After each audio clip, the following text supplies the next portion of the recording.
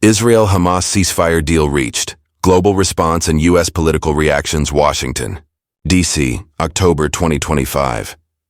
After months of devastating conflict in Gaza, President Donald Trump announced late Wednesday that Israel and Hamas have agreed to the first phase of a ceasefire deal, a move that could mark the beginning of a broader truce in the region. The announcement was made via Trump's social media platform, Truth Social, where he wrote, "All hostages will be released very soon, and Israel will withdraw its troops to an agreed-upon line." While the president's post quickly spread across international media, official details of the agreement have not yet been released. According to Israeli media outlets, the country's security cabinet is meeting to vote on the proposal, and if approved, the ceasefire could go into effect almost immediately. Reports suggest that the first phase will include a temporary halt to military operations, the release of civilian hostages, and the establishment of a monitored humanitarian corridor through southern Gaza. Internal political rift inside Israel. Prime Minister Benjamin Netanyahu faces growing pressure from both ends of the political spectrum. Far-right ministers, including Bezalel Smotrich and Itamar Ben-Gvir, have publicly stated they will not support the deal, arguing that any form of ceasefire before Hamas's complete surrender would be a strategic mistake. However, they have withdrawn earlier threats to dissolve Netanyahu's fragile coalition government, signaling that they are not ready to trigger political chaos during wartime. If the ceasefire is approved by Israel's security cabinet, as multiple sources expect, it will take effect within hours, beginning with a phased withdrawal of Israeli ground forces from northern Gaza and the deployment of UN-supervised humanitarian teams. Scenes of celebration amid destruction. Despite continued Israeli airstrikes overnight, news of the potential ceasefire spread rapidly across Gaza, mostly by word of mouth, due to ongoing internet and communication blackouts. Eyewitnesses described rare scenes of joy amid rubble and devastation. In several refugee camps, families reportedly gathered around radios and celebrated what they hoped would be the end of months of suffering. One displaced resident told local reporters, "We have no spoons, no forks, nothing left. Only stones. Some of us lost our homes, our families, our entire lives. We just pray that peace and safety return." The Palestinian Health Ministry reported that in the 24 hours leading up to the announcement, Israeli strikes killed at least 10 people and injured nearly 50 others. 2 of the victims were said to be searching for food when they were hit. The toll brings the total number of Palestinians killed in the war to over 35,000, with tens of thousands injured and more than 1 million displaced. European nations move to pressure Israel. Meanwhile, reactions across Europe have been swift and strong. Spain's parliament voted to impose a permanent arms embargo on Israel, formally banning all exports and imports of weapons and military equipment. Spanish lawmakers framed the decision as a stand for human rights, calling for a global push to hold all sides accountable for war crimes. In the Netherlands, protests erupted across more than 20 train stations in Amsterdam, Rotterdam, Utrecht, and other major cities. Tens of thousands of demonstrators participated in sit-ins, demanding that their government end all military and diplomatic support for Israel. Organizers said the demonstrations were the largest anti-war protest in the Netherlands since the 1980s anti-nuclear rallies. One Dutch protester told Reuters, "We don't want our taxes funding bombs that kill children. We demand peace and justice for Gaza." Political fallout in Washington. Back in the United States, the situation in Gaza continues to ripple through Capitol Hill. On Wednesday, Senate Republicans blocked a bipartisan resolution that would have limited President Trump's authority to conduct military strikes against alleged drug traffickers in the Caribbean. The measure, introduced by Democratic Senators Adam Schiff and Tim Kaine, had support from Republican Senator Rand Paul, but ultimately fell short of the votes needed. Senator Kaine criticized the decision, saying, "Allowing one individual to take us to war based on a secret list of targets that neither Congress nor the public can see sets a dangerous precedent. If we are going to war, we should debate it in front of the American people." More than 60 humanitarian organizations, including Oxfam America and Human Rights First, sent a joint letter to Congress condemning recent U.S. airstrikes on suspected drug boats in the Caribbean. The letter warned that the operations could escalate into a limitless regional war, with severe humanitarian consequences. Maduro claims U.S. plot in Venezuela in related regional developments. Venezuelan President Nicolas Maduro alleged that his security forces foiled a false flag plot aimed at bombing the U.S. Embassy in Caracas. Maduro claimed that the attackers were trained by opposition groups with foreign backing, though he provided no evidence. Washington has not yet commented on the accusations U.S. government shutdown deepens. Meanwhile, in Washington, the federal government shutdown entered its 9th day, with no progress on funding bills.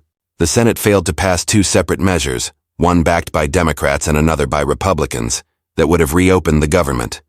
The Democratic bill included more than $1 trillion in healthcare funding, including subsidies for the Affordable Care Act. The IRS announced it will furlough nearly 34,000 employees, almost half its workforce, citing lack of funds. Essential services such as tax processing and audit operations have come to a halt. Congressional Democrats have proposed emergency legislation to cover child care costs for federal workers during the shutdown, but the bill has yet to advance. Tensions rise in Illinois over troop deployment in a controversial move. 500 National Guard soldiers from Illinois and Texas arrived in the Chicago region, despite opposition from local officials who have filed lawsuits to stop the deployment. Governor J.B. Pritzker condemned the action, saying the federal government provided no advance warning. "I can't believe I have to use the term troop movements in a U.S. city," Pritzker said. But that's what we're talking about. The president is normalizing military presence ahead of the midterm elections. Pritzker accused President Trump of laying the groundwork to station soldiers near polling places in 2026, claiming it was a move to control ballot boxes and count the votes himself. Protests and police violence amid the unrest. Faith leaders have joined a growing number of lawsuits against the administration. One of the plaintiffs, Pastor David Black, was shot in the head by a pepper ball fired by ICE officers during a protest outside a Chicago detention facility. Video footage shows the pastor collapsing to the ground immediately after being hit, moments after leading a prayer for detained migrants. Separately, lawyers representing Marimar Martinez, a woman shot multiple times by federal border agents in Chicago, say she did not ram her car into officers, contradicting DHS claims. Her firearm, according to her attorney, remained in her purse the entire time. Trump targets Antifa and academia at the White House. President Trump hosted a roundtable on left-wing extremism, during which he compared the anti-fascist movement Antifa to groups like MS-13, Hezbollah, and ISIS. He claimed, without evidence, that Antifa was funded and paid by powerful interests, and vowed to make his administration far more threatening to them than they ever were to us. The remarks drew backlash from civil rights organizations and university professors, who say Trump's rhetoric is fueling violence against academics. Dr. Mark Bray, a Rutgers University historian and author of Antifa, the Anti-Fascist Handbook, announced that he and his family are relocating to Spain after receiving multiple death threats. "This is part of a broader authoritarian trend in the country," Bray told Newsweek. "Academic freedom and higher education are being directly targeted." Comey pleads not guilty. Former FBI Director James Comey appeared in federal court in Virginia, pleading not guilty to charges that he lied to Congress. His defense attorney, Patrick Fitzgerald, called the case a selective and retaliatory prosecution orchestrated by the Trump administration. The trial is set to begin in early January and is expected to last less than a week. FBI resources shifted to immigration. A new Washington Post-investigation revealed that nearly a quarter of the FBI's 13,000 agents are now assigned to immigration enforcement, with the number rising to 40% in major field offices. Analysts warn this shift has drained resources from investigations into cybercrime, terrorism, and counterintelligence operations. At the same time, Apple has reportedly removed a citizen reporting app used to track ICE raids, citing violations of its hate speech policy. A decision critics say shields federal agencies from accountability. Gun violence and the 2026 elections in Tennessee. State Assembly member Justin Pearson, part of the Tennessee Three expelled last year for joining a gun control protest, announced his primary challenge against Democratic Representator Steve Cohen. Pearson criticized lawmakers for ignoring the country's gun violence epidemic, saying bullets, not cancer or car crashes, are now the #1 killer of America's children. If people want to fight crime, pass gun safety laws, fund violence intervention programs, don't militarize our communities, eradicate poverty, Pearson said. Nobel Prizes and a Palestinian scientist's recognition. On a brighter note, the 2025 Nobel Prize in Literature has been awarded to Hungarian novelist Laszlo Krasznahorkai, hailed by the committee as a great epic writer in the Central European tradition, extending from Kafka to Thomas Bernhard. Meanwhile, the Nobel Prize in Chemistry went to a team including Omar Yaghi, a Jordanian-American chemist from the University of California, Berkeley. Yaghi, whose parents were Palestinian refugees from Gaza, was honored for pioneering research on porous molecular structures, capable of capturing greenhouse gases, a discovery that could have major implications for climate change. Conclusion.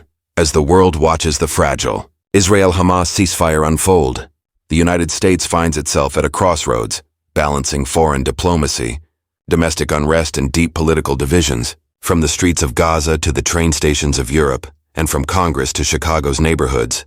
The echoes of war, justice, and democracy continue to reverberate through every level of global society.